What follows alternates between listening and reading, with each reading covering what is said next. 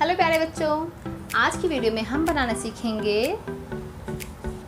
एक कार्ड। इस पे लिखा है लव यू डैड। मतलब ये किसके लिए बनाएंगे हम ये? यस, हम अपने पापा के लिए बनाएंगे कार्ड। ओके, आपको पता है हम ये कार्ड क्यों बना रहे हैं? क्योंकि 20 जून को क्या है? Fathers day.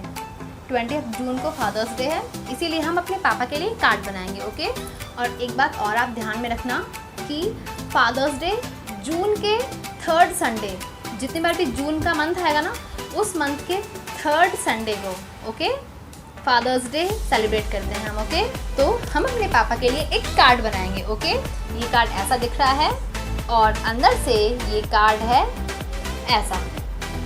ओके, तो आप सभी ये कार्ड बनाइए और अपने फादर को विश करें 20 जून को। ओके, चलो सीखते हैं।